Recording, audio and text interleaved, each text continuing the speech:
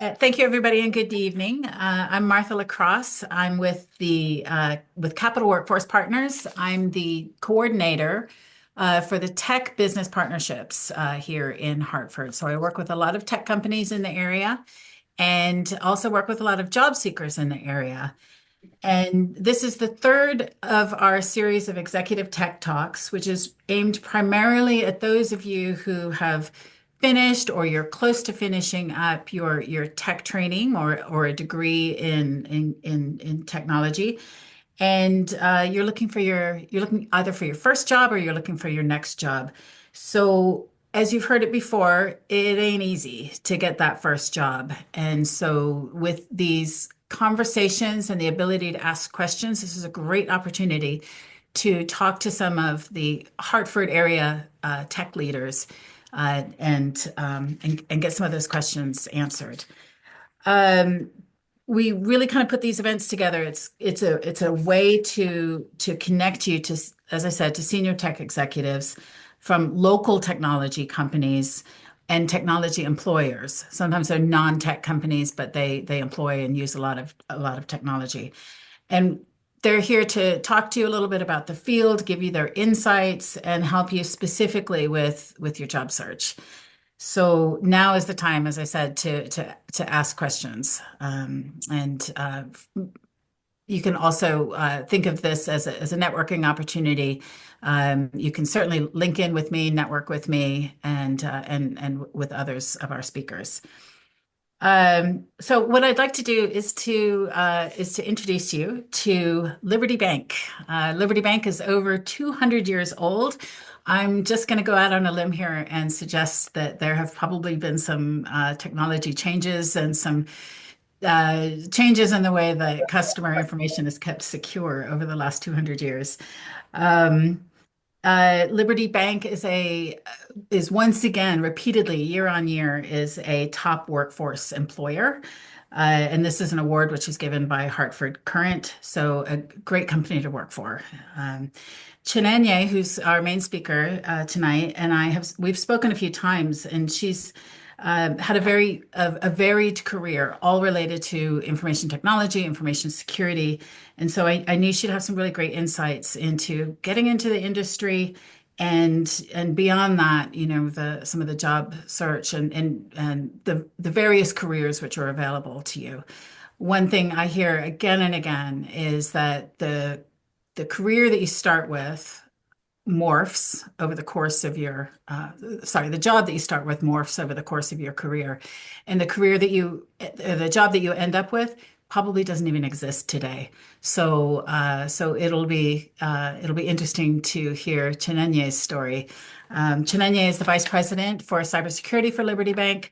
And I would like to go ahead and turn it over to Chinenye. You'll maybe talk for about 20 minutes or half an hour, and then we'll open it up to Q&A. So Chinenye, over to you. Thank you very much, Martha. Good afternoon, good evening, everyone. I am Chinenye Claytor from Liberty Bank, as Martha had so graciously introduced earlier. And I am currently the Vice President within our information security organization, where I serve as the Information Security Business Liaison. It's a pretty packed role, but it's really what it sounds like. And it's an amazing opportunity that I was able to be a part of. And as we go through this conversation with you all, I'll share a little bit more about my experience in this role and also how it kind of came to this point. And then share with you, as Martha had mentioned, some career tips and things that you can be thinking of to help you and assist you with your journey within the information security space. I also have, joining me from Liberty Bank, Rasan Diaz, and he is in our human resources organization where he serves as the talent acquisition manager. Let me not say too much. I'll have him introduce himself. Good afternoon, everyone. Again, as Chinenye so graciously mentioned, my name is Rasan Diaz. I'm the head of recruiting for Liberty Bank. Just a quick bio about myself. I have 20 plus years of experience in recruiting for various types and sizes of organizations, and I'm very grateful to be here to hopefully share some insights and some valuable tips for you that you could consider and think of and leverage as you try and transition your careers or develop your careers in the technology space. And so, as Chinenye goes through her presentation, I'll sort of chime in when and where appropriate to offer some suggestions, some tips to try and help you.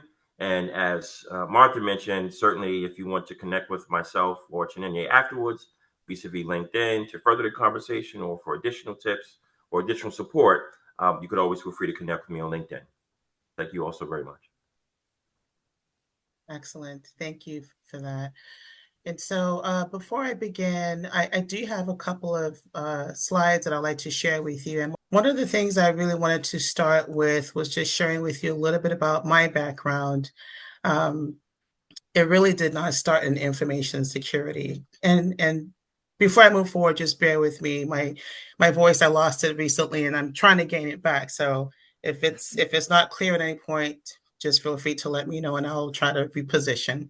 You sound perfect now, Chinenye. Okay, thank you. Thank you.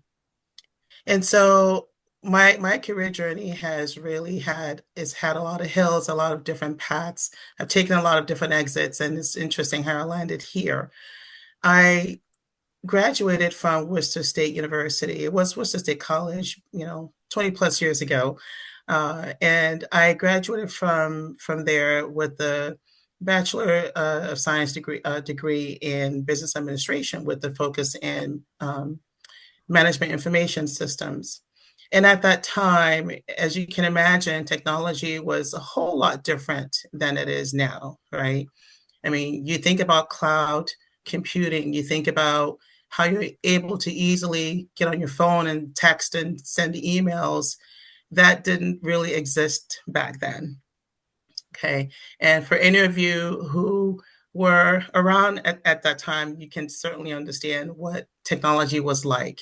I remember I was while I was in college, I had to type up my papers. I was using typewriters. If I had a computer, it was a very, very clunky process. And so there's been this evolution over time, which I'm certain a lot of you have witnessed. And so graduating with that degree, I was fortunate to be working for a nonprofit organization that was in the health industry.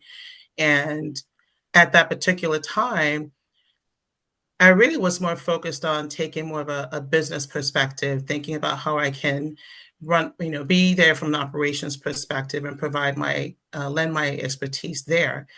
But as I went on in my career at that time, I realized that my interest in technology began to, my curiosity began to peak, where if, for example, the copier wasn't functioning, I would figure out how to fix it, figure out what the issue was. I would troubleshoot.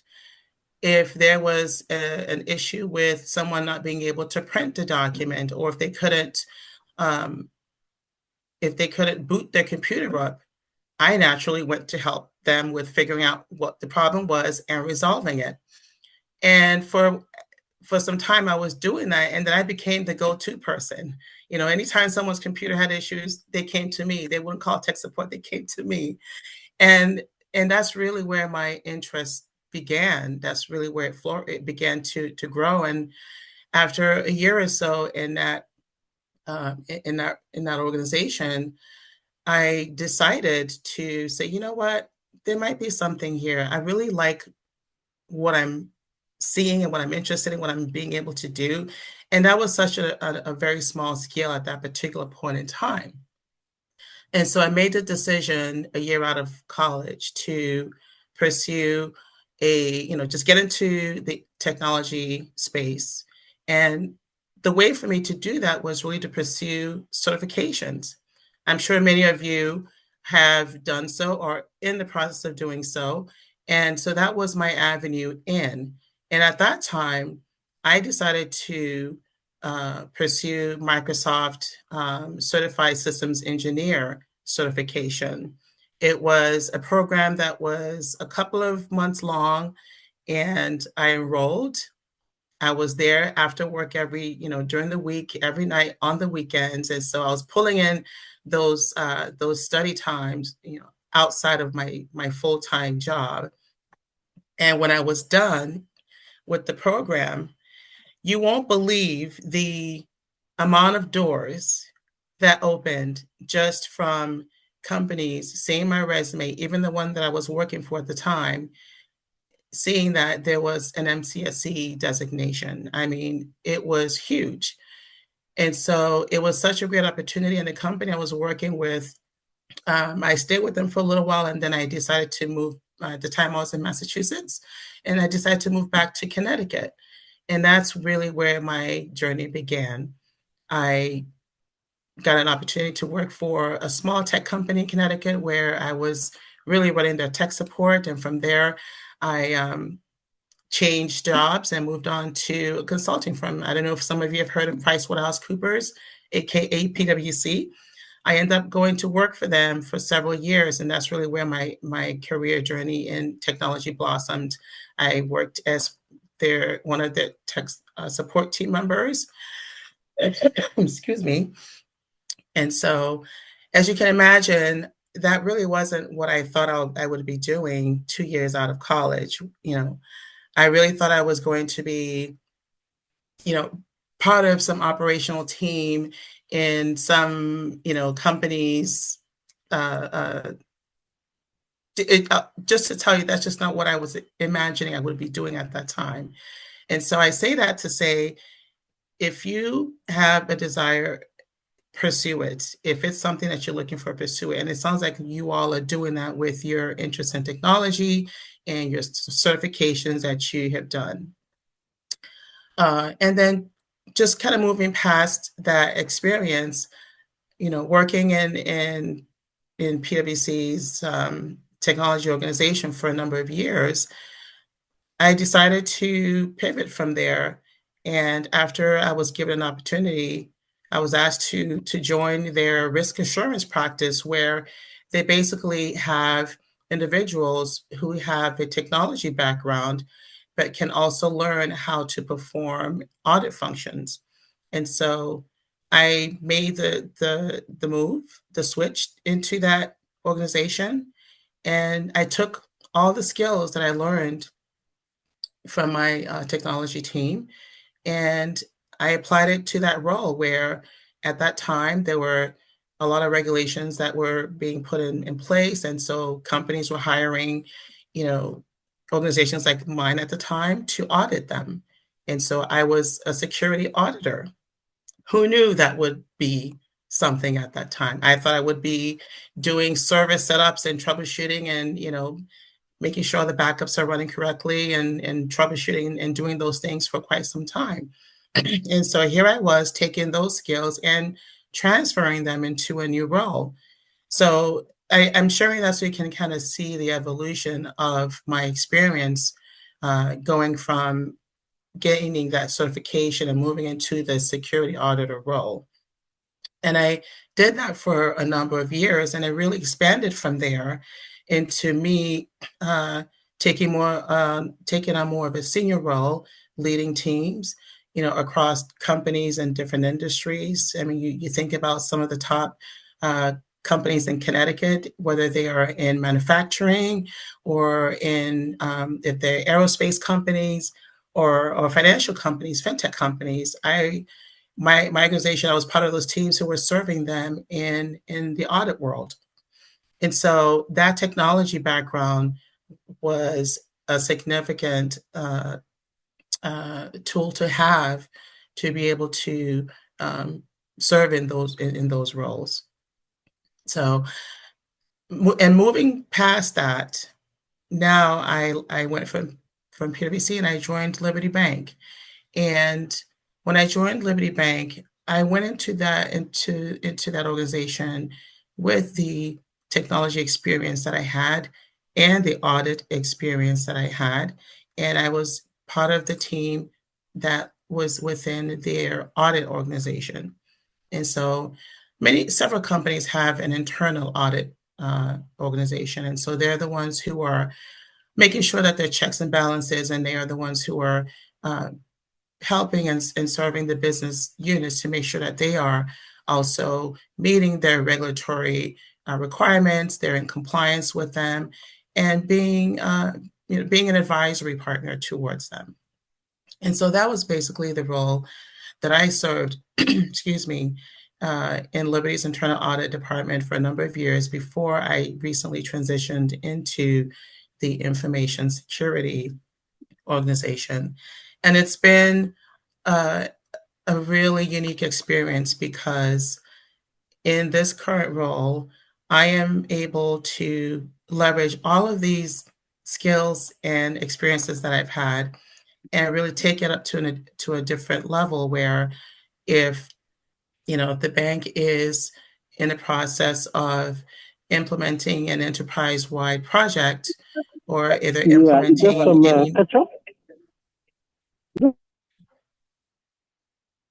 if they are in the process of implementing some enterprise-wide solutions, my team, not just myself, but my entire team, they are involved in that process from a security perspective, making sure that the security requirements are being considered and are being applied throughout the various phases of that implementation. And that's very significant because we want the bank as a whole to succeed, and we want the business units to succeed. And that's how we're able to do that, is to be an advisor, be a support to them, to help them consider and think about the risks that may be involved with the implementation or whatever project, and also address any questions that they may have from a security perspective. And so that's really where I find my role to be very unique. And I'm fortunate to have an amazing team that I'm able to work with in executing that. And so that really is, in a nutshell, is a sum of kind of the evolution. It wasn't a very easy transition, I will say that, because at the time when I began,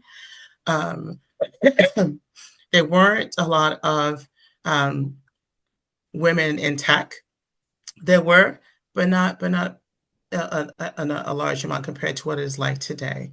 So it certainly has grown over time, and it's great to see that.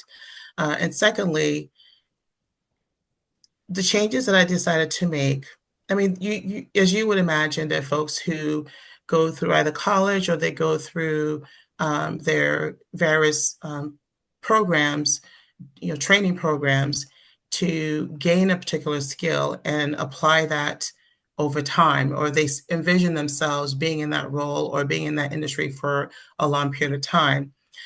This is not what I envisioned for myself 20 plus years ago. Okay. I had a different vision. I expected myself to be working in marketing, or working in the healthcare industry. That's where I envisioned myself. So that decision that I made to pursue that certification changed everything. And along the way, I picked up other IT certifications, and that has also helped me with further advancing myself and being able to serve in the breadth of experience that I am right now. And so, kind of going past, the experience, I wanted to talk a little bit about the evolution of the technology space. And as I had mentioned earlier, we all can understand how much has changed over the years, even the past 5 years. And so when we think about organizations, they've been faced with recently, there are a lot of cyber threats. There are a lot of ransomware attacks, phishing scams. I mean, you think about it, some of you may have experienced it or know someone who has been impacted or affected by scams. And so all of these things have just become very sophisticated. And that's where information security and cybersecurity as a subset of that has really ramped up and has become a very, very important role in industry. And so the technological advancements has really changed the landscape of information security. Emerging threats, like I mentioned, has also impacted that change. And then there are also regulatory requirements. Over the past 10, 15 years, and like I mentioned earlier, when I decided to become an auditor, it was because there was a significant regulation that was put in place, and it required a lot of people with experience in technology to come in and be able to audit companies. And this isn't just the IT part. There's also the financial perspective and aspect of things. But from a technology standpoint, people with my skill, they were being hired left and right. It was a very hot market back then. And so when regulatory requirements are put in place, that does impact and drive the marketplace. It does drive the job market as well. And then security strategies do change as hackers get more and more sophisticated with their abilities to create and wreak havoc. Companies have to continue to be on alert and figure out ways to continue to secure their environments, secure their organizations, protect their data. They have to be able to secure their perimeters and put in place defenses to be able to prevent them. And so this is where, and as I'm talking about these things, you'll understand where this is becoming more and more important from a security standpoint, and where you can see yourself in certifications, and we can further figure out where you would like to apply them. Companies are continuing to figure out ways, whether it's putting in zero trust architectures to protect their environments, or they're putting in detection and response solutions. There are software companies that are developing these tools. They are also looking for individuals with technical expertise. So certifications, they go a long way. And if you were to decide a particular area that you would want to hone in on, or you wanted to specialize in, a lot of companies do pay attention to specialized skill sets. And so that's something that you would obviously begin to think about and consider as you navigate your career in IT.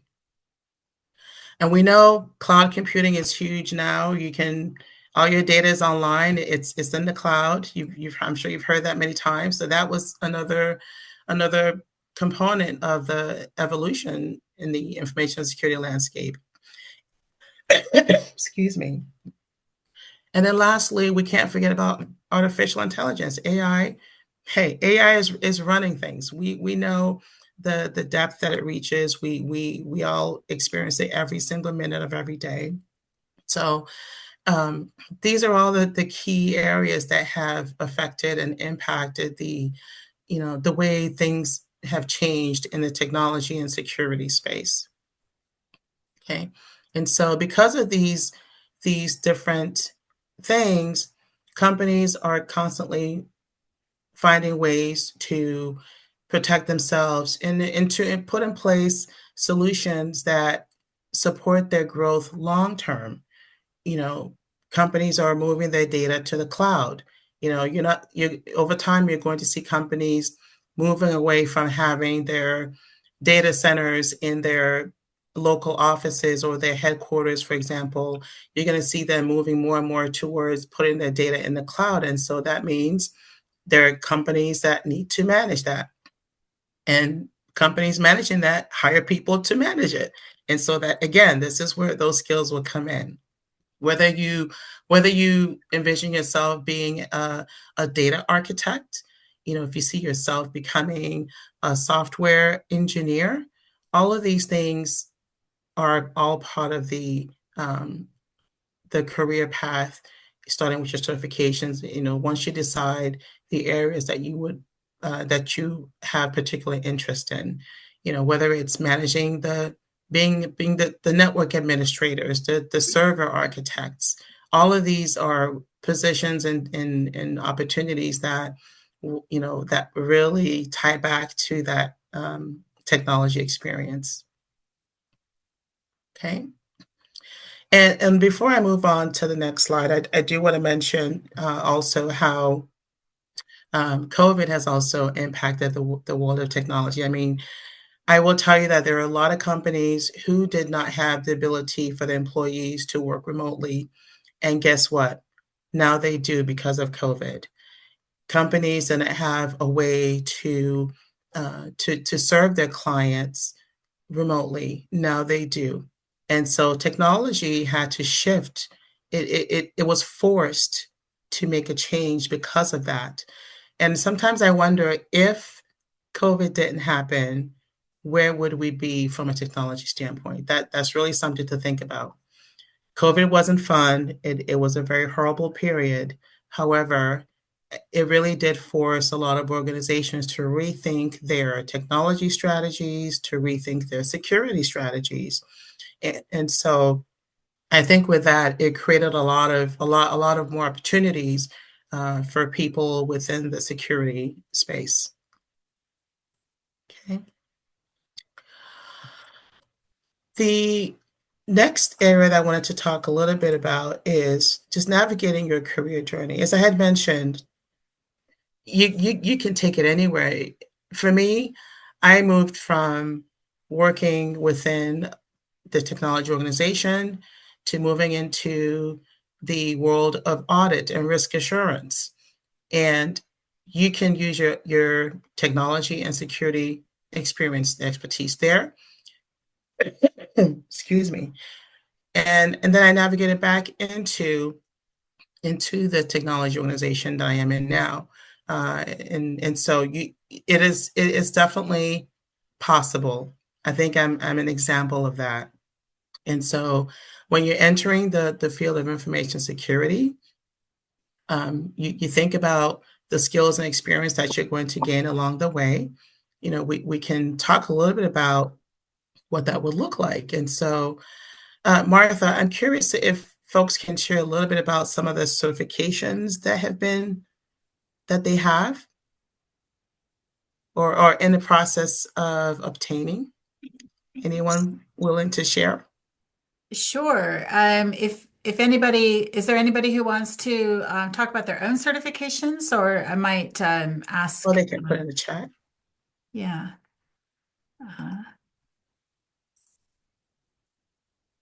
Uh, Yeah. yeah, go ahead. Is this It's Aisha, Martha. yeah. Hi, Aisha. I'm sorry, I'm so sick. My voice is a little No shaky. worries. I am at DCI right now. Most of us actually. I see some of my classmates here. So we initially do CompTIA ITF certification to enter the IT world. I then acquired Python, ITS Python certification. I am currently working for ITS database certification. Then I'm gonna go on to ITS cybersecurity certification. Then we're gonna start a Java class, which I'm really excited for. Then I'm gonna take the ITS Java certification exam. This is my route, if anybody else wants to share it. That's amazing. Thank you for sharing. Thank you. How about you, Database Grayson? security. Yeah, I'm also going through a couple of CompTIA certifications. First of all, I have a bachelor's degree in computer science, and following that, I figured out where I wanted to go more specifically. And I know it involves technology, so I just got my ITF Plus certification, and I'm working towards A Plus, and I intend to get Network Plus and Security Plus sometime after that. That's excellent. That is excellent to hear.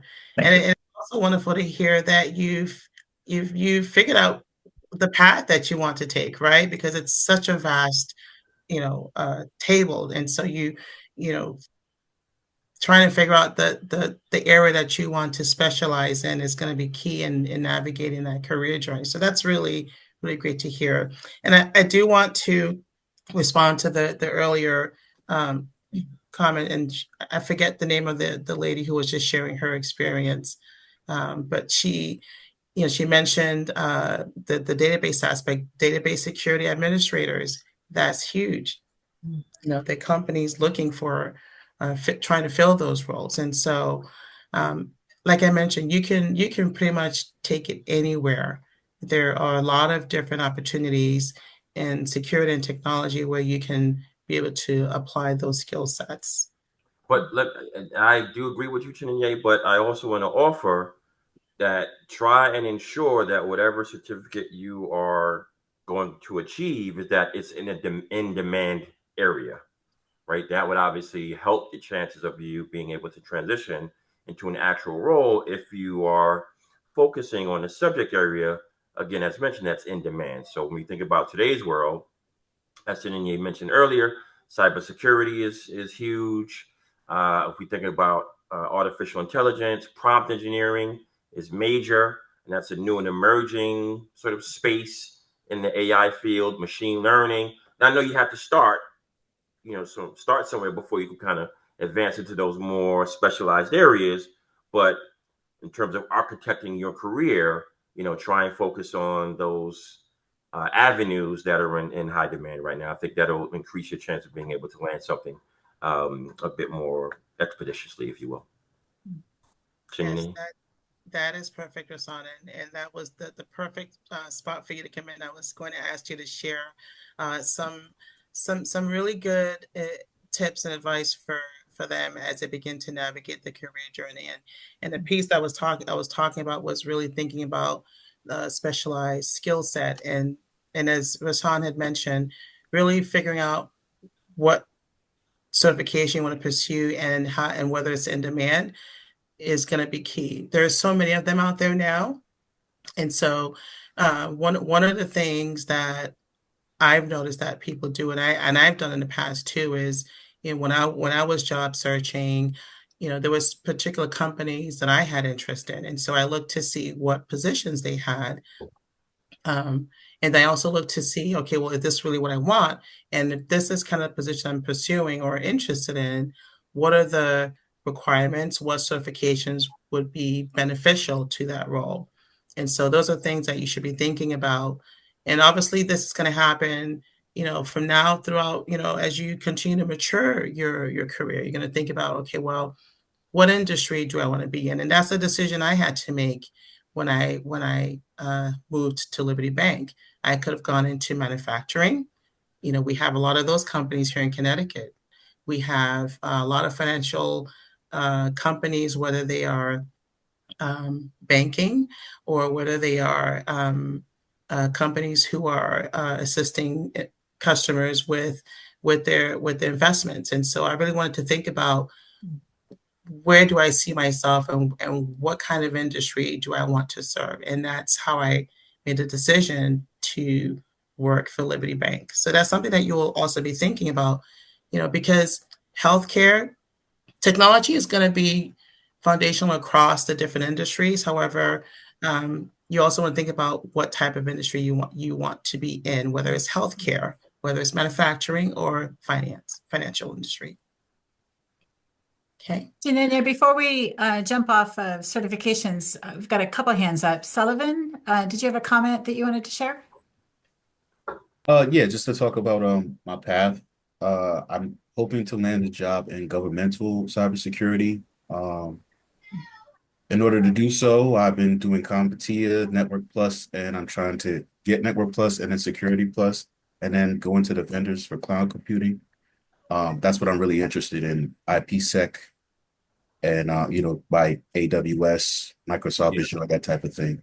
So I was just, rattling off what other people have been rattling off in terms of their career path. Thank you. Great. Thank you. Yeah, so Acha, we got a question. I got a question from Acha. Thank you for asking.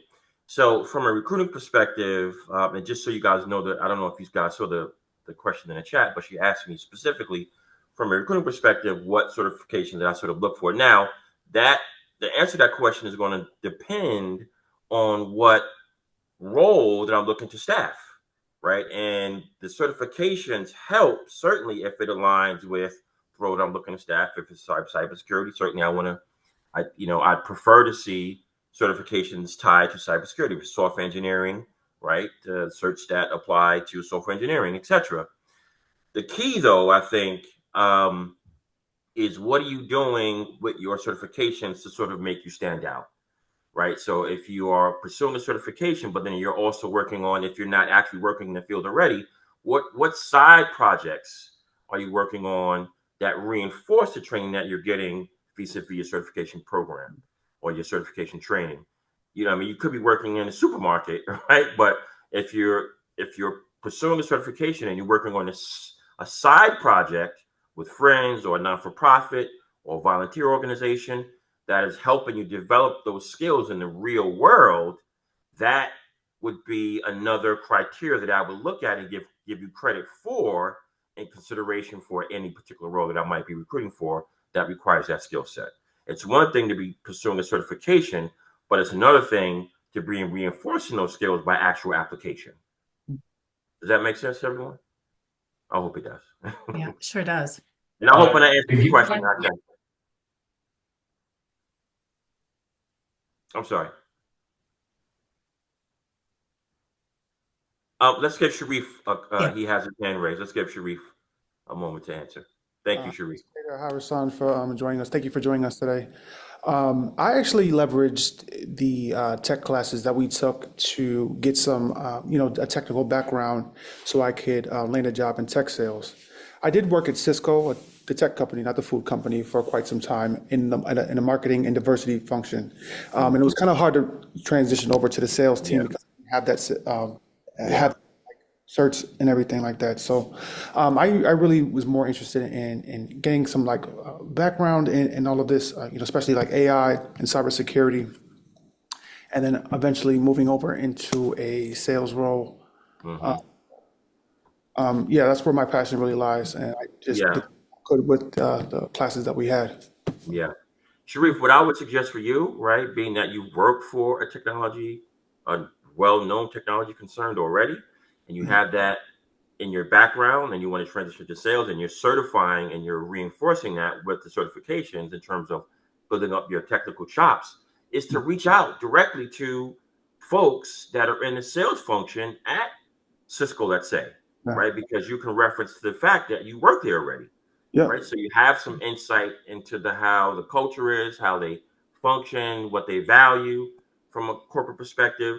Now, I presume that you're no longer there, but that doesn't matter, right? You can still use that as a reference point on LinkedIn to search out and seek out individuals that are already in a sales role at Cisco, tie it back to the fact that you were a former employee, you're looking to break into sales similar to that person, and in an effort to do so, you're reaching out to them, and also you're developing your tech chops by pursuing XYZ certification. And you hope that maybe you can get 5 minutes of their time to talk about their journey, network with them, so forth and so on, right? Because a lot of what you'll find as your career develops and grows, it's about relationships and who you know. So as much as you function, as much as you spend time on getting the certifications and doing outside work, spend equal amount of time networking with folks. And you see that Chinenye's first point on this slide is professional networks. It's true. It's critical, right? And we now have tools that you can leverage to help you do that, to facilitate that process, like a LinkedIn, where you can actually run searches, find profiles, follow companies, search for individuals that are in the roles that you are pursuing, be proactive in reaching out to them. Now, some folks will be receptive to engaging with you, other folks won't. But then you play the numbers, right? You have to look at and focus and treat searching for a job like a job.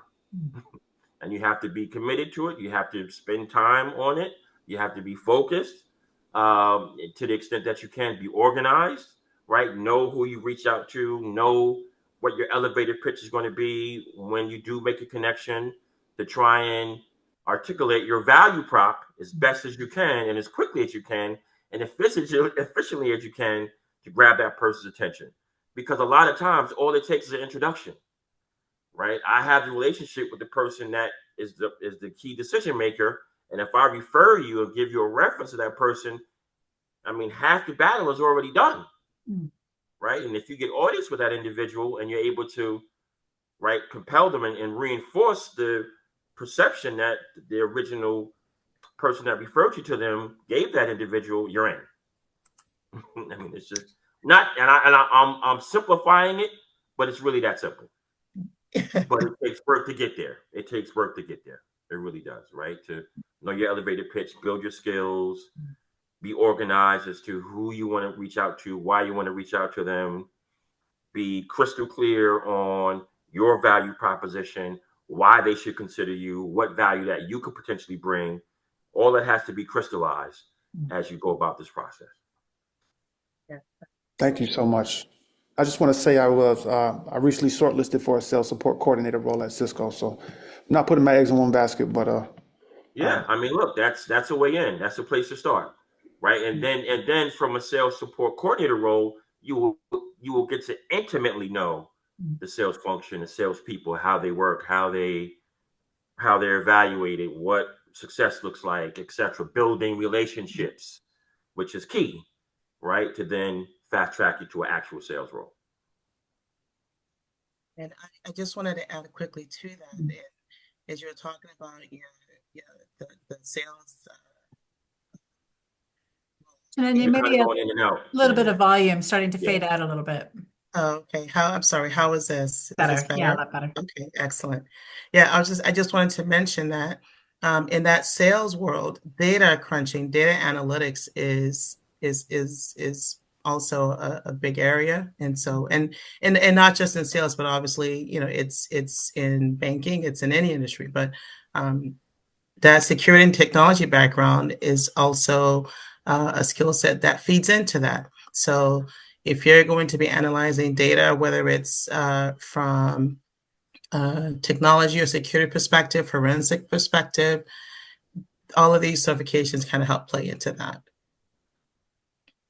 Okay. I'm sorry, guys. I got a question from Juliana. I want to answer a question. She's asking specifically about our internship Yes. program. Great question, Juliana. Thank you for asking. We do offer paid internships here at Liberty Bank. However, you have to meet certain criteria, right? One is you have to still be a student, right, in college, whether it be undergraduate or a graduate level program, but still need to be a student, first off. Secondly, our internship opportunities are very competitive. I mean, as you guys can imagine, right, there are thousands of students. They're all looking for opportunities to gain real world experience. Our internships just happen to also be paid. So that's also added incentive to sort of be paid while you learn. But you have to still be in school, certainly apply.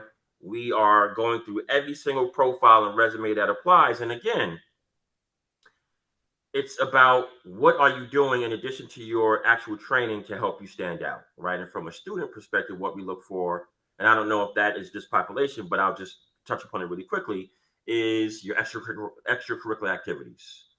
Are you leading, if you're studying accounting, are you a participant or the leader of the accounting club, let's say on campus? Are you active in your community with not-for-profit organizations and helping do, fundraising drives, or, are you affiliated with some sort of organization on campus where it's allowing you to heighten your profile and build skills and get greater visibility? I always encourage students to seek out situations where they can put themselves in leadership opportunities, right? Because that only helps to stretch you and stretch your skills and heighten your visibility. These are the things that make a difference. So, Juliana, I'm not certain if that applies to you, as if you still like in school, like an accredited university at whatever year that you could be in, freshman through senior, or in a master's program, first or second year. But that would be a hard requirement to start. And then second to that, obviously apply, and then also vetting your profile is not just sort of what you're studying, but what are you doing in addition to that that makes you stand out.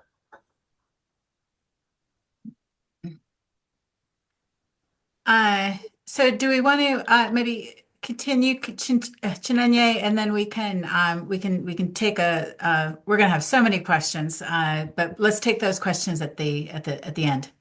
Sorry. No, not at all. I think this has been great. I love that it's so engaged, and that everybody's asking questions. Had your questions and put some things that you're doing in the chat. That's really great to see. And Chinenye, a little bit, yeah, volume. All right. So I just wanted to kind of chime in a little bit more on what Rasan had also talked about, your LinkedIn profile, professional networks. Those will all help you with standing out if you're able to highlight your accomplishments, achievements so far, certifications, or any leadership role that you're playing in the environment that you're in. Those will all play a part in helping with your job search and making it successful. You can't forget about AI. Leveraging AI is going to also be very handy and useful in your search. It will simplify things, whether it's using some of the generative AI tools or using those for basically for resume writing. Those will all play a role in helping with your search. I mean, even using keywords. You know, for example, if you're using your the name of your certification, excuse me, if you were able to look up keywords, information security, for example, or if you're looking for endpoint security, if you were to put some keywords in your resume that will help recruiters be able to identify your resume out of the pile. Though those are things to consider, and Emerson can certainly speak to that because this is his world. And then lastly, what I also mention is look for online communities to join. There are forums out there that you can join. I am going to mention a couple. I am not their advocate. I'm not their advertiser, but I will mention, for example, NIST and ISACA. They have forums on LinkedIn that you can join, you know, where they do share information that's really useful. You can learn more about the technology and security world by hearing from experts in those fields. There are discussion panels that are happening and are being hosted by different organizations that you can learn about through those online communities. So definitely go on LinkedIn and look those up. And then stay current and updated. As Prasad had mentioned, look at your past experiences and see if there are individuals who might be able to provide some mentorship for you and serve as an advisor for you. There are industry events and conferences. There are some that are put on by different companies or by different groups, and that you can locate on LinkedIn. And so those are all tips that and strategies that you can use in your job search, because when you attend some of these go into some of these online communities or maybe participate in some of the events, you'll be surprised to know the individuals who are present, and they may be folks who are either recruiters or are in higher positions that can point you in the right direction. Absolutely. Okay. And so obviously there are job boards and they're, you know, I know Martha Capital Workforce works with have various connections to help with providing more visibility to job opportunities. So certainly take advantage of that. But those are just a few that you can think about to help you with your job search. And I can't say enough about LinkedIn. It's really a great place to start. If you look at companies that are already having their profiles up there, you can see the different positions that they have down to the technology and security positions. And that's where you can look to see, okay, hey, what are the responsibilities that they've listed for this job? What are the requirements? And that can help guide you with figuring out how you build your resume if you're interested in that role. You can tailor your resume if you're interested in that job so that you can be able to stand out during the application process. Yeah, that's a great point, Chinenye. And I'll also offer to that, it's about, in a lot of instances, trying to go above and beyond, right? So if you see a job posted on LinkedIn with a particular organization, sometimes they'll show you who posted the job. You can reach out to that individual directly. Sometimes they won't. However, you can still search and find someone in recruiting at said organization. Find someone exactly in that role that you can attempt to network with, or a hiring manager, someone that's in the management level that might be hiring for said role, and reach out to them directly and make them aware of the fact that you applied, you have interest, here's your background, this is why you feel like you should get a consideration. Now, the other thing I want to mention, guys, is that you have to be supremely confident, right? From a mindset perspective, you have to be self-confident and believe that you have something to offer, something of value to offer. That will drive your activity. That will drive your cadence for the day, how you approach this whole thing, right? If you come from a position of being unsure and uncertain, you're going to operate one way. But if you are operating from a position of being confident that you have something to offer and something of value, your whole value proposition and the way you're going to attack this whole thing is going to shift. And I would think a more productive way. So you have to be very self-confident in what you're doing. And that will, I believe, shift the way that you're approaching this. And I would hope yield better outcomes for you, right? So leverage to all of the tips and that was shared with you guys today. I think it all starts with you being confident in the fact that you have something of value to share, and you are seeking opportunities to prove that, to yourself or to the world, right? And to whatever employee that you may be targeting or whatever particular job that you may be focused on. You have to start with self-confidence. Great.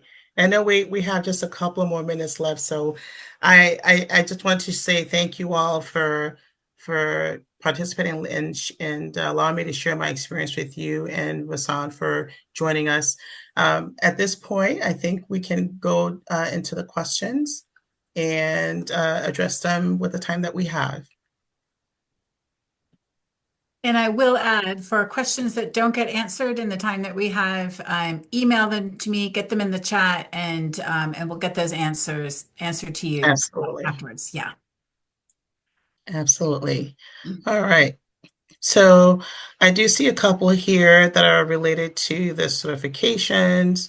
And there was a question here about the Try Hack Me and the Hack the Box of Security Onion.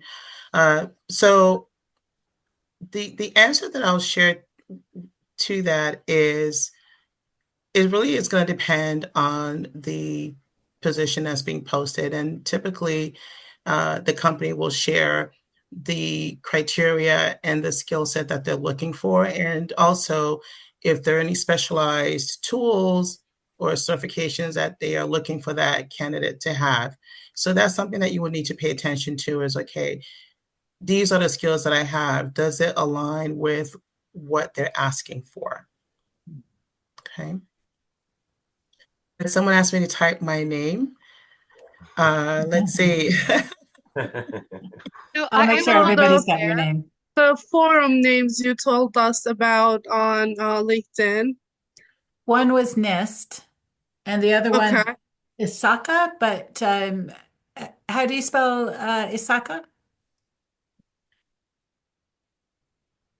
Yeah, so I just put that in the chat for you.